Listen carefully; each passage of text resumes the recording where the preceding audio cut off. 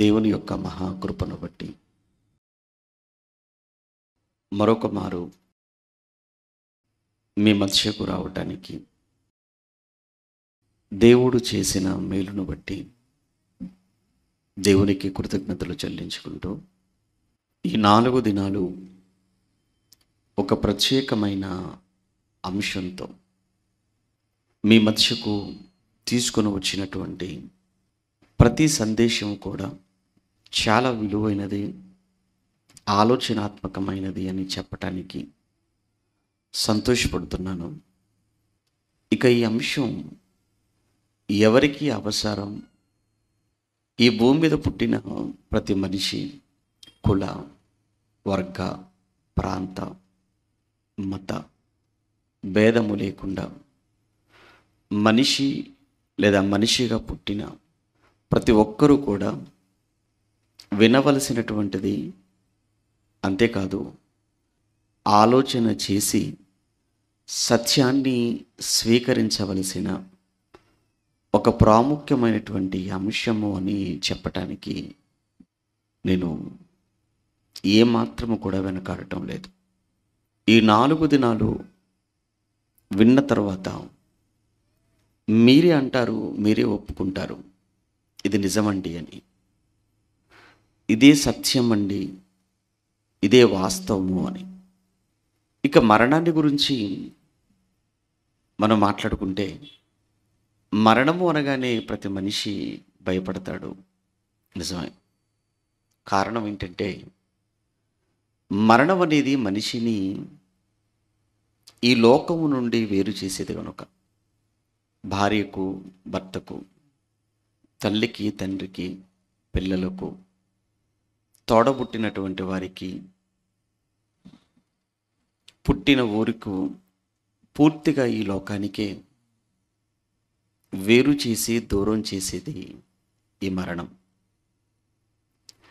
మనిషికి మనిషికి మధ్య ఉన్న బంధం, కుటుంబాల మీద ఉన్న మమకారం, ఇంకా బ్రతకాలనేటువంటి ఆశ, కోరిక, ఇవి ఏమాత్రం కూడా మనిషిని మరణం వైపుకు వెళ్ళనివ్వకపోగా కనీసం మరణాన్ని గురించిన ఆలోచన కూడా చేయనివ్వదు.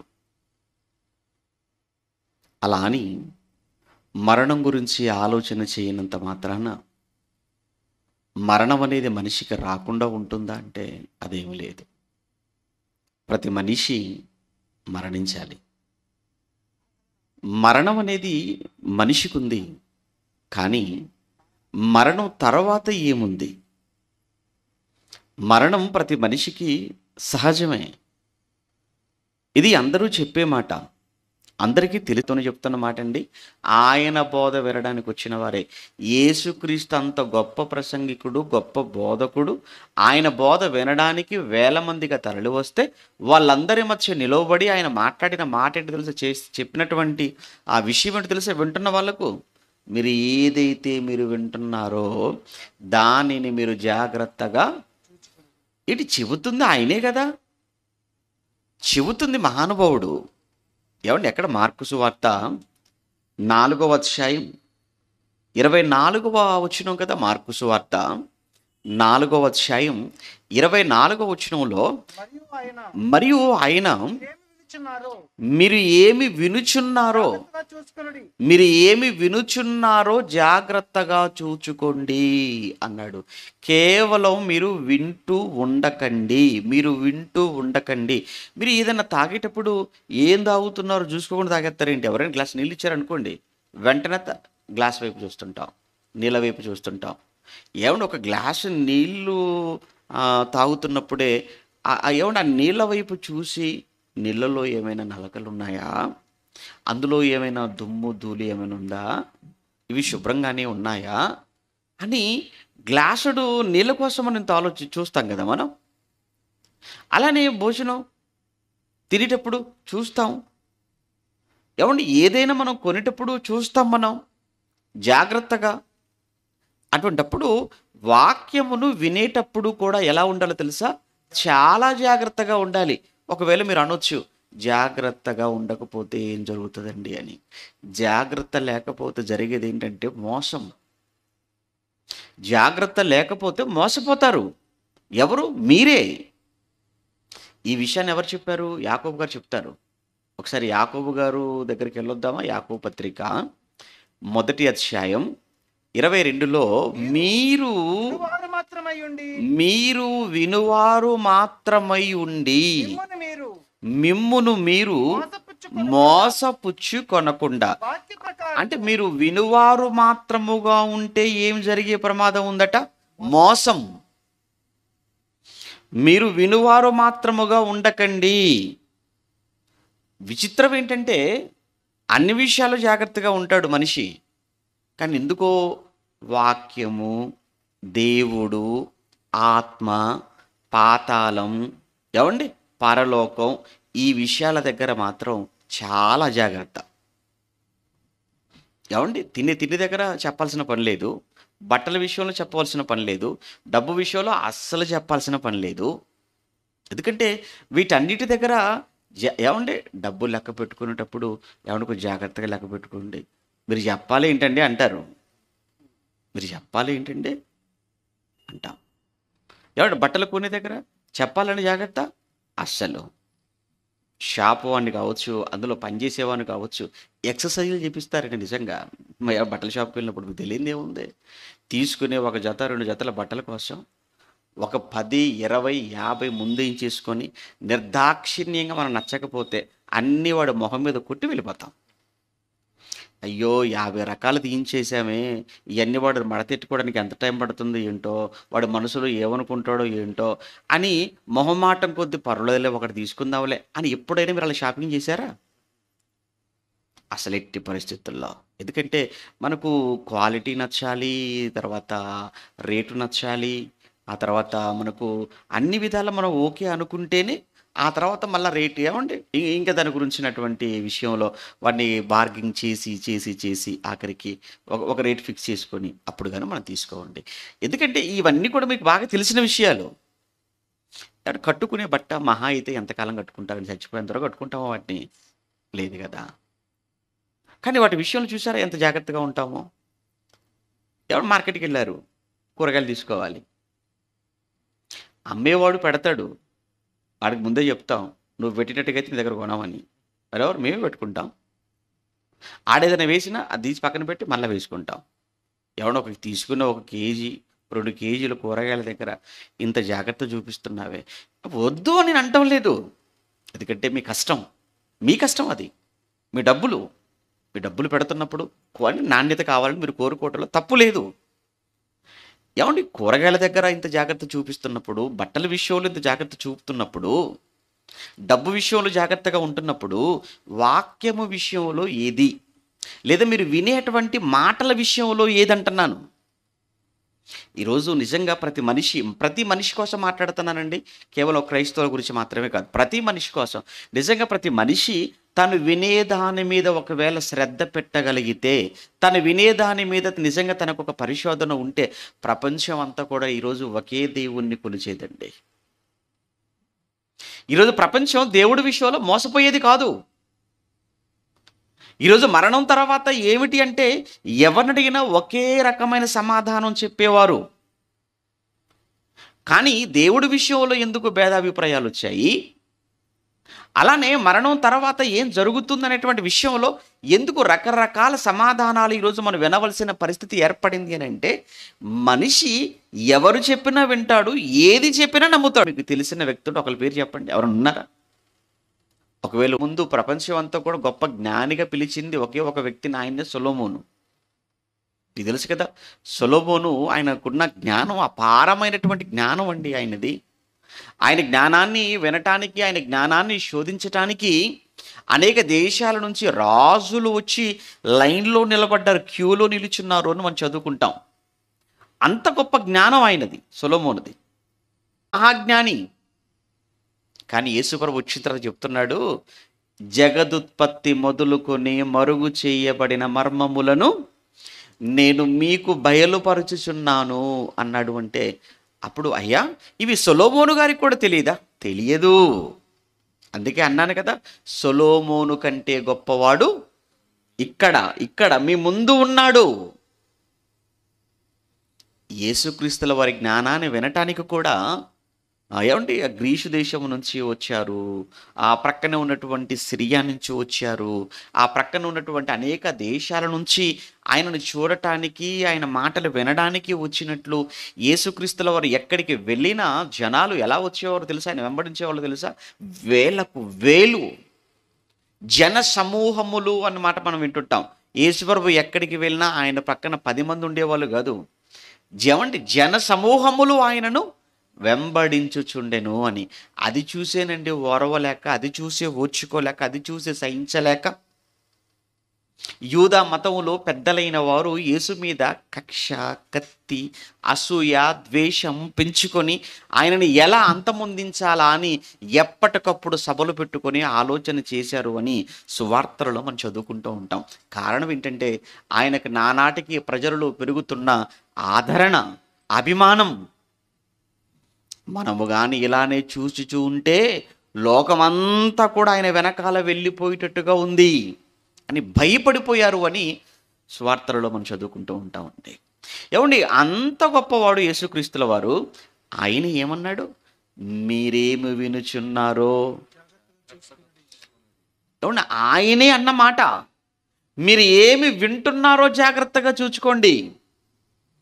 ఎందుకయ్యా చూడాలి, ఎందుకు వినేదాన్ని మేము చూడాలి అని అంటే, మీరు వినువారు మాత్రముగా ఉంటే మీరు ఏమైపోతారు అన్నాడు యాకోబు పత్రికలో.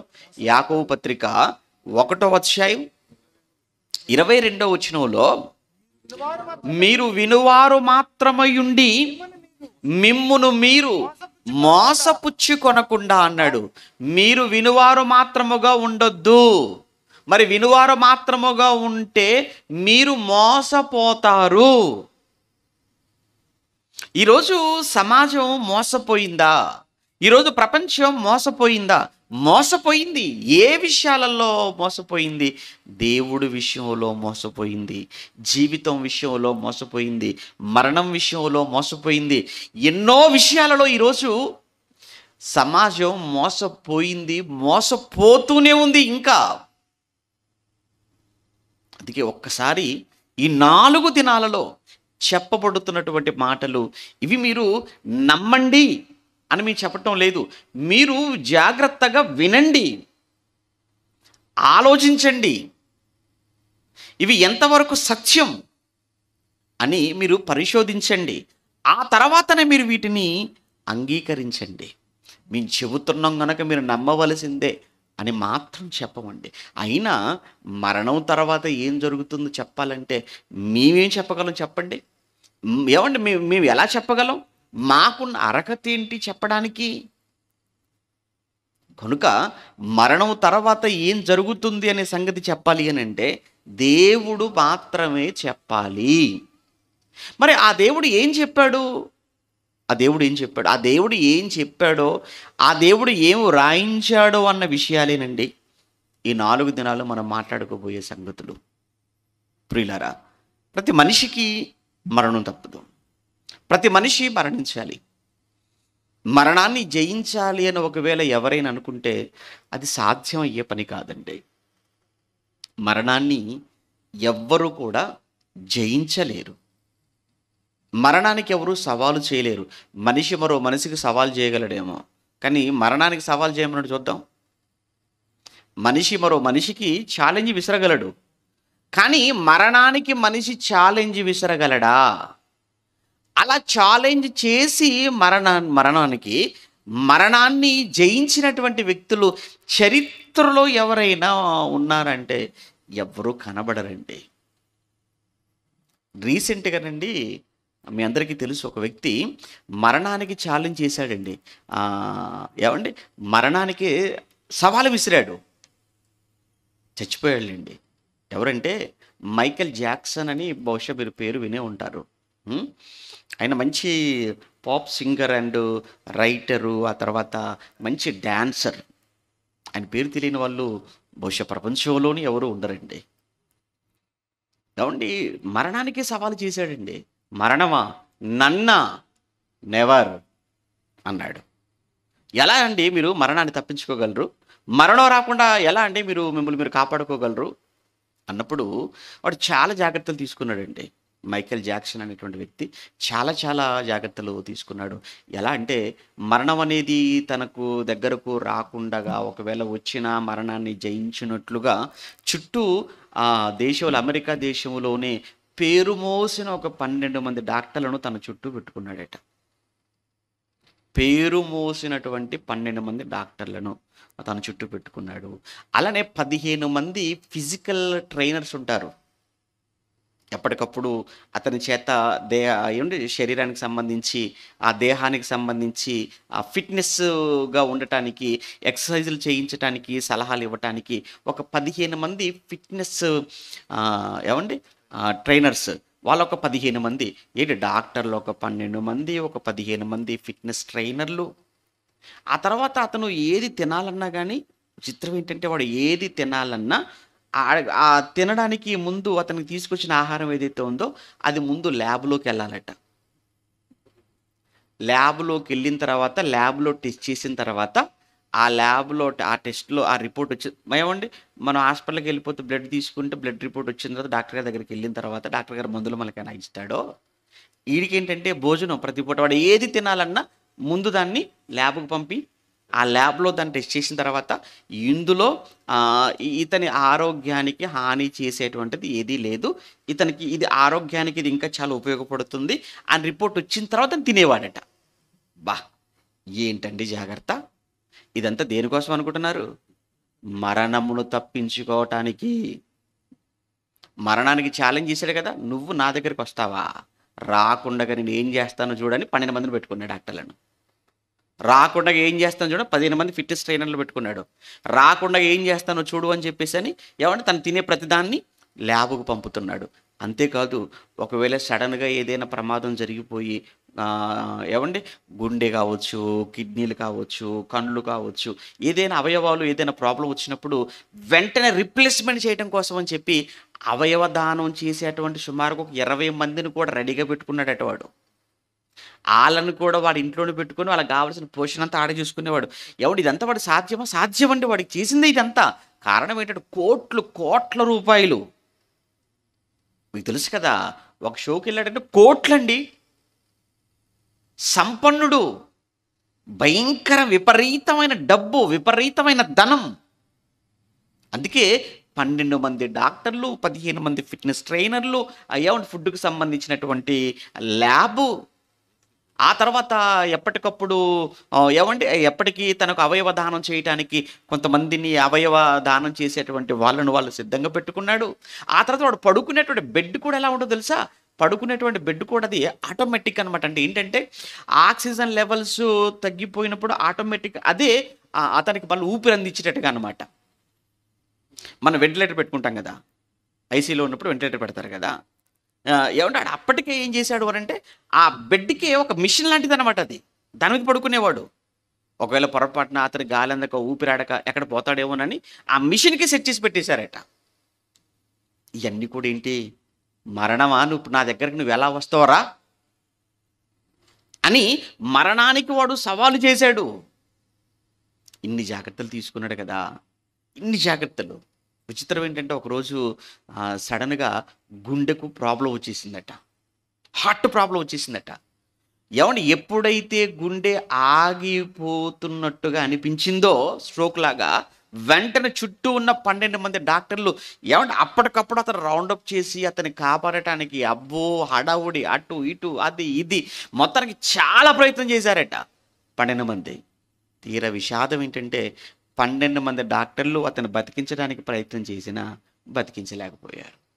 విచిత్రం ఏంటంటే 150 సంవత్సరాల వరకు నన్ను మరణం అనేది ఏమీ చేయదు అని ఛాలెంజ్ చేశాడు. పాపం 150 సంవత్సరాలు బ్రతుకుదాం అనుకున్నాడు. అయితే ఎప్పటికి చచ్చిపోయాడంటే 50కి పోయాడు. 150 వరకు నాకు డోకా లేదన్నాడు. ఎప్పుడు పోయాడు? 50కే. విచిత్రం అండి. ఆడు చచ్చిపోయిన తర్వాత చూడండి ఇక. ఆడు చచ్చిపోయాడని ఎవరు నమ్మలేకపోయారట. నిజంగా చచ్చిపోయాడని అప్పటికప్పుడు గూగుల్‌లో ఆడి పేరు మీద వెతుకుతుంటే ఆడి పేరు మీద కొట్టి ఆ గూగుల్‌లో అప్పట్లో ఎందుకంటే అప్పుడు వాట్సాప్ ఇంకా రాలేదు. అప్పటికి ఫేస్బుక్ ఇంకా రాలేదు. ఆ గూగుల్‌లో వాడి పేరు మీద వెతుకుతుంటే అసలు గూగులే మొత్తం హ్యాంగ్ అయిపోయిందట. గూగుల్ సెర్చ్ హ్యాంగ్ అయిపోయిందట. అంటే అంత విపరీతంగా వెతికేసారట వాడి కోసం ఆ రోజు నెట్‌లో. ఎంతమంది వచ్చారు అంత్యక్రియలకు అంటే లక్షల మంది. ప్రపంచంలో వాడి అంత్యక్రియలకు వచ్చినంత మంది ఎవడు అంత్యక్రియలకు కూడా రాలేదట. అంతుందండి. ఆఖరికి మరణానికే సవాలు విసిరి ఏమైపోయాడు? ఓడిపోయాడు. ఎందుకు ఓడిపోయాడో తెలుసా? ఆడేమో చావుకు సవాలు విసిరితే దేవుడేమో వాడికే విసిరాడు సవాలు. ఎక్కడ? 89వ కీర్తన మీరు చూడగలిగితే 89వ కీర్తన 48వ వచనం చూడండి, ఎంత మంచి మాట ఉందో. 89వ కీర్తన 48వ వచనంలో మరణమును చూడండి. 89వ కీర్తన 48వ వచనంలో మరణమును చూడక బ్రతుకు నరుడు ఎవడు, మరణమును చూడక బ్రతుకు నరుడు ఎవడు అన్న. ఏమండి ఇదేంటిది? సవాలు కదా ఇది. మరి మైకెల్ అని పేరు పెట్టుకున్నాడు. మైకెల్ అంటే మికాయేల్ అండి. మికాయేల్ దేవదూత. విచిత్రం ఏంటంటే ఒకప్పుడు దేవదూతలే కదా దేవుడి దగ్గర నుంచి వర్తమానాన్ని తీసుకుని వచ్చారు. ఏ వార్త అయినా దేవదూతల ద్వారా దేవుడు పంపేవాడు, రాయబారి. ఏమంటే ఒక దూత మికాయేలు అనేటువంటి దూత అంటే దేవుని సన్నిధిలో ప్రధాన దూతగా ఉండి దేవుని పక్షాన్ని యుద్ధం చేసిందని మనం చదువుకుంటాం. ఆ దూత పేరు పెట్టుకున్నాడు. కానీ ఏంటో అర్థం లేదు, వాడికి బైబిల్ తెలియలేదా? మరణమును చూడక బ్రతుకు నరుడు ఎవడు అంటే మనిషి అన్న తర్వాత, నరుడుగా పుట్టిన తర్వాత ఎవడైనా మరణించక తప్పదు. ఖచ్చితంగా చావవలసిందే. చావును తప్పించుకుందామని నువ్వు అనుకుంటది నీ వల్ల అవ్వదు. చావును తప్పించుకోవటం ప్రపంచంలో ఎవరి వలన కాదు. ఖచ్చితంగా వెళ్ళాలి. ఖచ్చితంగా నీకు ఉద్యోగం వస్తుందో లేదో చెప్పలేము, నువ్వు ఇల్లు కట్టుకుంటావో లేవో చెప్పలేము, నువ్వు కారు కొంటావో లేదో చెప్పలేము, నువ్వు పిల్లల్ని కంటావో లేదో చెప్పలేము, నువ్వు చచ్చిపోతావని మాత్రం ఖచ్చితంగా చెప్పగలం. ఇది గ్యారంటీ, ఇది పక్కా, ఇందులో అనుమానం లేదు. ఇక అదే కదండి, చాలామంది చాలా కలలు కంటుంటారు కదా, నేను మంచి ఉద్యోగం సంపాదించుకోవాలి, మంచి అమ్మాయిని చూసుకోవాలి, చక్కగా పెళ్లి చేసుకోవాలి, పిల్లలు కనాలి, అతను మంచి ఇల్లు కట్టుకోవాలి, అతను మంచి కారు కొనుక్కోవాలి, మంచిగా సెటిల్ అయిపోవాలి. ఇవన్నీ జరుగుతాయో లేదో తెలియదు, కానీ ఈ లోపు నువ్వు మాత్రం పోవడం గ్యారంటీరా. ఇవన్నీ జరుగుతాయో లేదో తెలియదు, కానీ నువ్వు పోవడం మాత్రం కన్ఫామ్. ఎందుకంటే దేవుడు చెప్తున్న మాట, మరణమును చూడక బ్రతుకు నరుడు ఎవడు, ఎవడైనా. కొంతమందిని చూస్తుంటేనండి, వాళ్ళ మాటలు వింటుంటే, వాళ్ళ జీవితాలు చూస్తుంటే ఏమనిపించిందంటే ఇలా చావలేదు అనుకుంటున్నారా ఏంటి అనిపించిందండి. వాళ్ళు మర్చిపోతున్నారేమో అనిపిస్తుంది. కొంతమంది అధికారుల కోసం వాళ్ళు మాట్లాడే మాటలు, వాళ్ళు తొక్కే అడ్డదారులు చూస్తుంటే, వాళ్ళు సృష్టించేటువంటి అల్లర్లు చూస్తుంటే, వాళ్ళు పెట్టే గొడవలు చూస్తుంటే చాలా బాధేస్తుంటుంది. ఎందుకంటే వీడికి చావు లేదనుకుంటున్నాడా ఏంటి? చావు లేదనుకుంటున్నావా నువ్వు? మరణం లేదనుకుంటున్నావా నువ్వు?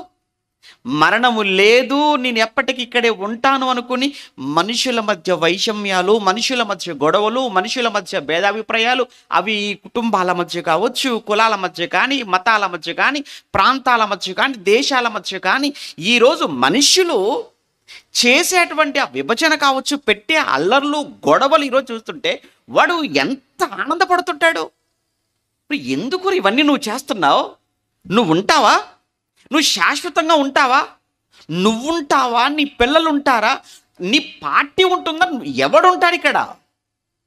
అందరూ వెళ్ళిపోవలసిన వాళ్ళేనన్న సంగతి ఎరిగి కూడా ఎందుకంటే మనుషుల మధ్య ఈ విధమైనటువంటి భేదాభిప్రాయాలు, మనుషుల మధ్య ఎందుకు ఈ రకమైన విభజన తీసుకొస్తున్నారు? మనిషికి ఎందుకు శత్రుత్వాన్ని పెంచుతున్నారు? మనుషుల మధ్య పగలకు ఎందుకు కారకులుగా మారుతున్నారో అర్థం అవ్వదు ఒక్కోసారి ఆలోచిస్తున్నప్పుడు, ఈ సమాజాన్ని చూస్తున్నప్పుడు. ఎందుకు వెళ్ళాలి కదా? నువ్వేవో ఎప్పుడు అధికారంలోకి రావాలని నువ్వు చూస్తున్నావు, దేవుడేవో నేను ఎప్పుడు లేపేద్దామని ఆయన చూస్తున్నావు. అది నీకు అర్థం అవ్వట్లే.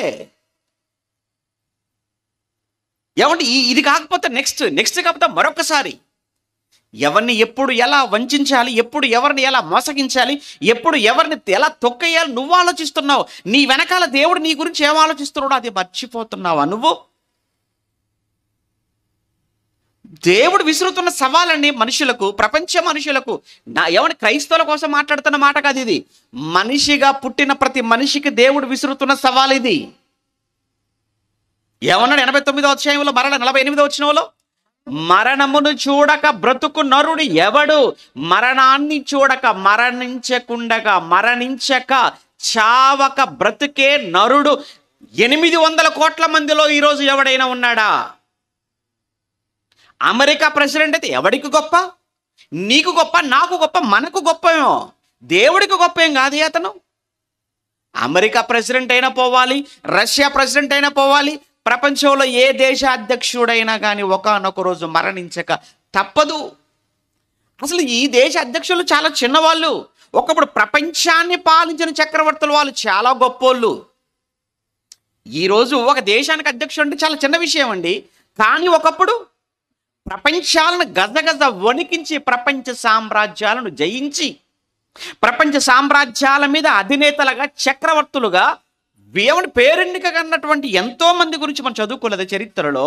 బబులోనుల గురించి చదువుకోలేదా? మెడో పర్షియన్స్ గురించి చదువుకోలేదా? గ్రీక్స్ గురించి చదువుకోలేదా? రోమన్స్ గురించి చదువుకోలేదా? ఏమన్నా అందులో ఒక అలెగ్జాండర్ గ్రేట్ గురించి మనకు తెలియదేమి కాదే. చాలా చిన్న వయసు, 31, 32 ఏమండి ఈ సంవత్సరాలు. ఈ చిన్న వయసులో ప్రపంచంలో ఉన్న అన్ని దేశాల మీదకి యుద్ధానికి వెళ్ళి అన్నిటినీ జయించి ప్రపంచ చక్రవర్తిగా అతి చిన్న వయసులోనే కాగలిగాడు. ఆఖరికి ఏమైపోయాడో మనకు తెలియంది కాదు కదా చరిత్ర. అంతకంటే గొప్ప వాళ్ళ, అలెగ్జాండర్ కంటే గొప్ప వాళ్ళ ఈ రోజున అధ్యక్షులు, నెబుకద్నెజర్ కంటే గొప్ప వాళ్ళ ఈ రోజు ఉన్న వాళ్ళు కాదు కదండి. ఆ రోజు వాళ్ళు యుద్ధాలు చేసుకుంటూ గెలిచారు. ఈ రోజు మనం ఓటేస్తే గెలిచారు వీళ్ళు. అలానే నిజంగా యథార్థంగా వేసి గెలిపించామా? లేదు. వాళ్ళు ఇచ్చేదో ఆఫర్లకు మనకు కక్కుర్తి పడ్డారు. ఇచ్చే 500కో, 2000కో, లేకపోతే బిర్యానీ ప్యాకెట్లకో, లేదా క్వార్టర్ బాటిళ్లకో ఈరోజు ఈరోజు గద్దెనెక్కించారు అందరినీ. వీళ్ళు మాత్రం ఉంటారా? చక్రవర్తులే వెళ్ళిపోయారు.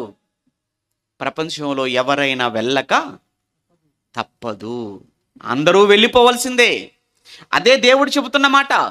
మరణమును చూడక బ్రతుకు నరుడు ఎవడు? మరణమును చూడక బ్రతికే నరుడు ఎవడు? ఎవడైనా ఎంతకాలం ఉంటావు? అసలు నువ్వు భూమి మీద మనిషి బ్రతికే ఆయుష్ కాలం కోసం దేవుడు మాట్లాడిన మాటలు ఏంటో తెలుసా బైబిల్లో? గడ్డి పువ్వుతో పోల్చాడు మానవ జీవిత కాలాన్ని. గడ్డి పువ్వు అన్నాడు. ఎందుకు గడ్డి పువ్వు అన్నాడు? అది ఎంతసేపు ఉంటుంది గడ్డి పువ్వు? ఎండ వచ్చిందా వాడిపోతుంది, రాలిపోతుంది. ఎండ వచ్చినందుకే ఎండ వచ్చినంతసేపే దాని అందం. ఎండ వచ్చినంత వరకే అది ఏమంటే ఉంటుంది గడ్డి పువ్వుగా. ఎప్పుడైతే సూర్యుడు ప్రకాశించడం ప్రారంభించాడో అది కుంచుకుని పోతుంది, వాడిపోతుంది, క్షణంలో రాలిపోతుంది. మానవ జీవితం కూడా అంతేనండి. ఏమంటే ఒక్కసారి మీరు ఆలోచించండి, ఎంతమంది వెళ్ళిపోయారండి. మన కళ్ళ ముందు ఎంతమంది వెళ్ళిపోయారు. అలా వెళ్ళిపోయిన వాళ్ళ వార్తలు మనం వింటున్నప్పుడు, మరణించిన వాళ్ళ వార్తలు కొంతమంది మనం వింటున్నప్పుడు మనమే ఇంకా నమ్మలేకపోతుంటాం. అప్పుడప్పుడు ఏమంటే మీరు ప్రేమించినటువంటి వాళ్ళు, మీరు మీ ఇంట్లో మీరు బాగా ప్రేమించిన వాళ్ళు చచ్చిపోయి సంవత్సరం అవుతున్నా, 2 ఏళ్ళు అవుతున్నా, 5 ఏళ్ళు అవుతున్నా మీరు ఏమనుకుంటారో తెలుసా అండి? ఇంకా ఆయన చనిపోయినట్టు లేదండి, ఇంకా ఆయన ఇక్కడే ఉన్నట్టుగా ఉందండి, కానీ ఆయన వెళ్ళిపోయాడంటే. అంటే దాని అర్థం ఏంటంటే ఆకస్మికంగా సడన్గా జరిగిపోయింది. అప్పుడు మాట్లాడుతూ ఉంటాం. మానవ జీవితకాలం అంతేనండి, చాలా చిన్నదండి, చాలా స్వల్పమైంది. మరొక భక్తుడు మాట్లాడుతూ యాకోబు గారితో మరీ ఏమన్నాడు తెలుసా? బుడగ లాంటిది అనేసాడు ఆయనైతే. మరీ నీటి బుడగ వంటిది అన్నాడు, ఆవిరి వంటిది అని మాట్లాడతాడు కదా యాకోబు పత్రిక 4వ అధ్యాయంలో. ఏమన్నా ఒకసారి ఆ మాట చూడండి. యాకోబు పత్రిక 4వ అధ్యాయం 13వ వచనంలో, యాకోబు పత్రిక 4వ అధ్యాయం 13వ వచనంలో, మీ జీవము ఏ పాటిది, మీ జీవం ఏ పాటిది అన్నాడు. మరణమును చూడక బ్రతుకు నరుడెవడు అని చెప్పి ఇక్కడికి వచ్చేటప్పటికి మీ జీవం ఏ పాటిది అని మీరు అనుకుంటున్నారు? మీరు ఎవరైనా సరే, పామరుడైనా, ప్రధాని అయినా, సామాన్యుడైనా, శాస్త్రవేత్త అయినా, ఉన్నవాడైనా, లేనివాడైనా, పేదవాడైనా, ధనవంతుడైనా, ప్రపంచంలో ఎవరైనా మీ జీవము ఏ పాటిది, మీ జీవము ఏ పాటిది అని మీరు అనుకుంటున్నారు? మీరు కొంతసేపు కనబడి అంతలో మాయమైపోయే ఆవిరి వంటి వారే కదా. కొంతసేపే ఆవిరి కనబడుతుంది, ఆ కొద్దిసేపట్లో మాయమైపోతుంది. అన్నం వండేటప్పుడు ఏమండి, మధ్యలో ఒకసారి మీరు అలా పైన ఉన్నటువంటి ఆ మూతను తీయగానే అందులో నుంచి ఆవిరి వెళ్ళిపోతున్నట్టుగా అలా ఆవిరి వెళ్ళటం చూస్తారు, ఆ తర్వాత మళ్ళా కనబడదు. క్షణాల్లో మానవ జీవితం కూడా అంతే. ఏమన్నా మనిషి బ్రతుకు అంతే, మనిషి మరణం కూడా ఇంతే. అందుకే అన్నాడు, మీ జీవం ఏ పాటిదని మీరు అనుకుంటున్నారు చెప్పండి? మీరు అలా కనబడి అలా మాయమైపోయి ఆవిరి వంటి వారు కాదా? కానీ జీవితం ఇది ఆవిరి వంటిదే, ఈ జీవితం బుడగ వంటిదే, ఈ జీవితం గడ్డి పువ్వు వంటిదే. కానీ వెళ్ళిపోతామే, మరణిస్తామే. ఆ మరణించిన తర్వాత, ఆ చావు తర్వాత నెక్స్ట్ ఎక్కడికి? శ్మశానానికి అనుకుంటున్నారా? శ్మశానానికి వెళ్ళేది శరీరం. శ్మశానానికి వెళితే కట్టెల మీద పెట్టినా, మట్టిలో పూడ్చి పెట్టినా అది కేవలం శరీరానికి మాత్రమే. శరీరం కాదు కదా నువ్వు, పైన కనిపించి రూపం కాదు కదా. ఇది కేవలం ఒక తొడుగు లాంటిది. లోనున్నటువంటిది ఒక మహాశక్తి, అదే నువ్వు, నేను, మనం, అదే ఆత్మ. ఈ విషయాలు మీకు తెలుసు, ఎందుకంటే ప్రతి మనిషిలో కూడా ఆత్మ అనేది ఉంది అన్న సంగతి అందరికీ తెలుసు. ఆత్మ లేదని ఎవరండి చెప్పగలరు? శరీరంలో ఆత్మ లేదు అని ఎవరు చెప్పగలరు చెప్పండి? ఎవడో ఒక బల్బు వెలుగుతుందనంటే కరెంట్ ఉందని చెప్పేస్తారే. ఒక ఫ్యాన్ తిరుగుతుందనంటే మీరే చెప్తారే పవర్ ఉందని. ఒక టీవీ పనిచేస్తుందంటే పవర్ ఉందని మాట్లాడతారే. పవర్ లేకపోతే ఏమున్నా కానీ ఏవి పని చేయవని ఎంత సులువుగా మీరు మాట్లాడతారు. అటువంటప్పుడు కళ్ళతో చూస్తున్నా, చెవులతో మనం వింటున్నా, నోటితో మాట్లాడుతున్నా, కాళ్ళు చేతులు కదులుతున్నా, ఈ అవయవాలలో ప్రతి అవయవానికి కదలికలు ఉన్నాయి అని అంటే ఈ అవయవాలన్నిటినీ కదిలించే ఏదో పవర్. ఆ పవరే శక్తి అంటున్నాం. ఆ శక్తినే ఆత్మ అన్నది. ఆ ఆత్మే నువ్వు, నేను, మనం.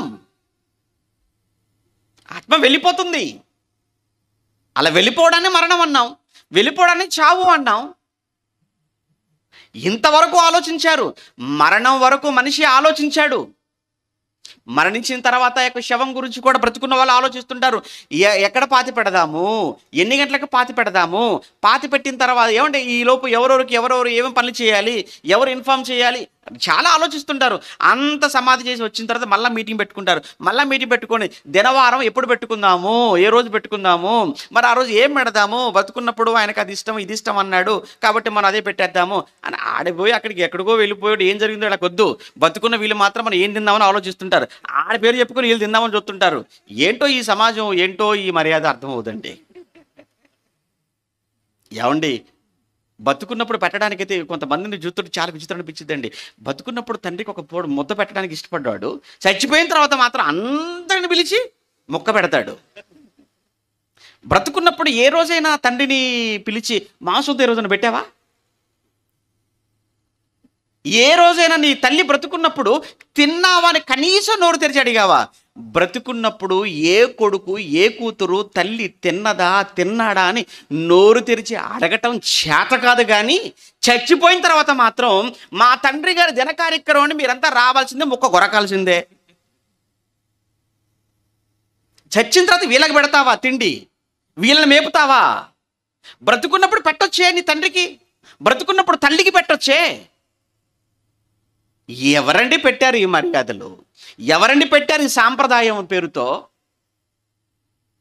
వాళ్ళు వెళ్ళిపోయారు.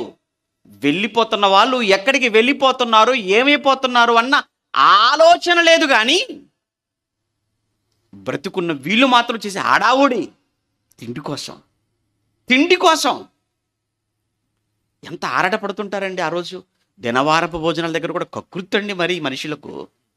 మరీ ఘోరం. ఎందుకు ఇలా అయిపోయింది సమాజం? ఎందుకు ఇలా మారుతుంది? ఈరోజు నువ్వు ఏదైతే నువ్వు చేసావు, రేపు పొద్దు మనం పోయినా బతుకున్న వాళ్ళు అలా ఇదే కార్యక్రమాలు చేస్తారు వాళ్ళు నీ పేరుతో. ఈరోజు నువ్వు వాళ్ళ పేరు మీద పెట్టావు, రేపు పొద్దు నీ పేరు మీద పెడతారు అంతే. ఈరోజు నువ్వెలా చేసావో వాళ్ళు నీకు అలా చేస్తారు. నువ్వెలా తింటున్నావో వెళ్ళి రేపు పొద్దు నీ పేరు మీద వాళ్ళు అలా తింటారు వచ్చి. ఇదేనా తంతిక? ఏం ఆలోచించారా మరణం గురించి? మరణం తర్వాత ఏం జరుగుతుందో ఎవరికి వద్దా, ఎవరికి పట్టదా? ఎవరో చెప్పారంటావా, ఏదో చెప్పారంటావా? ఏమండి, అవన్నీ వినటం తప్పు. పోనీ ఒకవేళ విన్నావు, నువ్వు ఆలోచించాలి కదా, అది ఎంతవరకు నిజం అనేది, అవి ఎంతవరకు వాస్తవం ఆలోచించాలి కదా. ఆలోచించకపోతే ఏమవుతుందండి? ప్రభు చెప్పాడు కదా, మీరు ఏది వినుచున్నా మీరు చాలా జాగ్రత్తగా వినండి. మీరు వినువారు మాత్రముగా ఉంటే మిమ్మును మీరే మోసం చేసుకున్న వాళ్ళు అయిపోతారు. మిమ్మల్ని ఎవ్వరూ చేయట్లేదు, మిమ్మును మీరే మోసం చేసుకున్న వాళ్ళు అవుతారు. మిమ్మల్ని మీరే మోసపరుచుకున్న వాళ్ళు అవుతారు. అటువంటప్పుడు ఎంత కేర్ఫుల్గా ఉండాలండి. అందులోనండి మళ్ళా చెప్తున్నాను, దేవుడి విషయంలో చాలా జాగ్రత్తగా ఉండాలి, ఆత్మ విషయంలో జాగ్రత్తగా ఉండాలి. రేపు వెళ్ళేటువంటి లోకం విషయంలో, ఎందుకంటే దేవుడు శాశ్వతమైన వాడు, ఆత్మ శాశ్వతమైంది. రేపు మనం వెళ్ళే లోకం అది శాశ్వతం, నిత్యము అంటాడు. దేవుడు నిత్యుడు, ఆత్మ ఇది నిత్యం.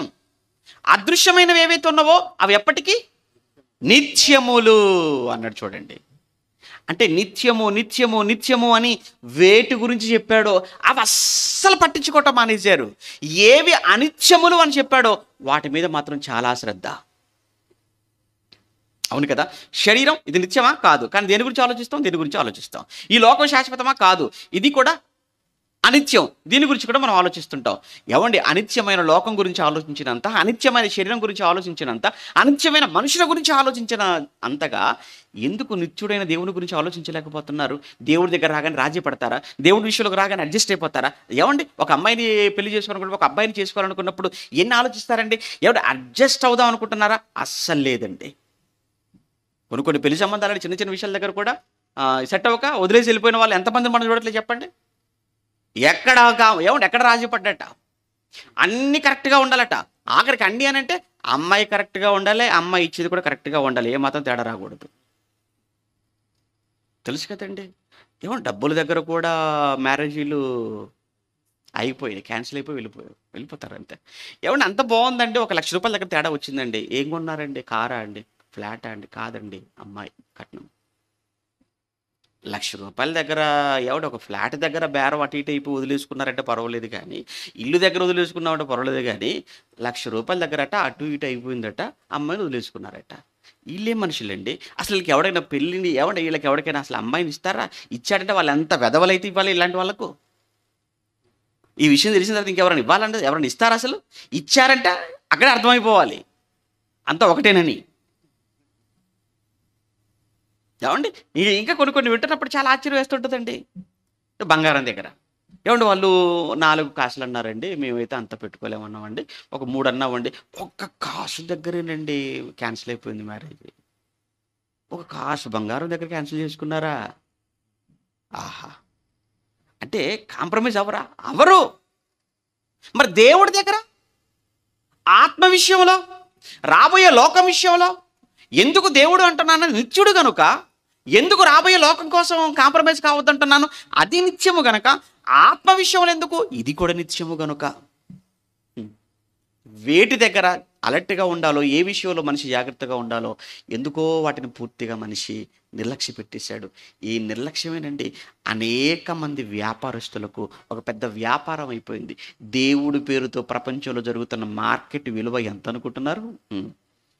మీకు తెలుసా? దేవుడి పేరుతో ప్రపంచవ్యాప్తంగా, క్రైస్తవ్యం గురించి కూడా మాట్లాడుకుంటున్నాం ఇందులో అందరి కోసం. దేవుడి పేరుతో ప్రపంచవ్యాప్తంగా జరుగుతున్న వ్యాపారం కొన్ని కోట్ల రూపాయలండి, వందల వేల కోట్ల రూపాయలు బిజినెస్ అయిపోయింది. మనకు తెలుసు కదండి, బిజినెస్ అంటేనే ఏముంటుంది అందులో? మోసం, అబద్ధాలు. దేవుడి పేరుతో కూడా ఈరోజు మనిషి బ్రతకటానికి ఈరోజు చాలా సులువైన మార్గం ఏంటంటే దేవుడు. అందులో మన దేశంలో మరీ ఇంకెక్కువ అండి. ఎందుకంటే మన దేశంలో మరీ చాలా మంచి వాళ్ళు ఉంటారు, ఎందుకంటే అందరినీ నమ్మేస్తారు. మన దేశస్తులు చాలా మంచి వాళ్ళు కదండి, ఇండియన్స్ చాలా అమాయకులు కదా, చాలా అమాయకులు కాబట్టే మన అందరిని గుడ్డిగా నమ్మేస్తామండి మనం. అందుకే మన నమ్మకమే అవతలవాడికి ఏమైందంటే అది ఒక ఆయుధం అయిపోయింది. మన నమ్మకమే మన బలహీనత అవతలవాడికి బలమై కూర్చుంది. అందుకే మనం ఎవరి దేవుడన్నా దండం పెట్టేస్తాం, కాలు మీద పడిపోతాం మనం ఎవరినైనా, ఎందుకంటే అంత మంచి వాళ్ళం అండి మనం. కానీ దేవుడు ఏమన్నాడు తెలుసా? మీరు ఏమి వినుచున్నారో మీరు జాగ్రత్తగా చూసుకోండి అన్నాడు. మీరు కేవలం వినువారు మాత్రముగా ఉంటే మిమ్మును మీరే మోసపుచ్చుకున్న వాళ్ళు అవుతారు అన్నాడు. ఏమండి, మరి అయితే ఏంటండి ఇప్పుడు మరణం తర్వాత ఏంటి?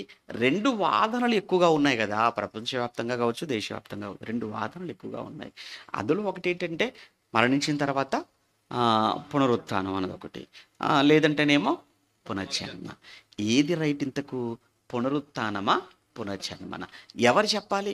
నేను చెప్పకూడదు, మీరు చెప్పకూడదు. అసలు మనిషి అన్నవాడు ఏమాత్రం చెప్పడానికి? మనిషి చెప్పకూడదు. మరి ఎవరు చెప్పాలి? దేవుడు చెప్పాలి. దేవుడు చెబుతూ రుజువులు చూపించాలి. దేవుడు చెబుతూ రుజువులు చూపించాలి. ఏమండి, దేవుడు ఎంత మంచోడంటే ఆయన కేవలం ఏది చెప్పి వదిలేలేదండి.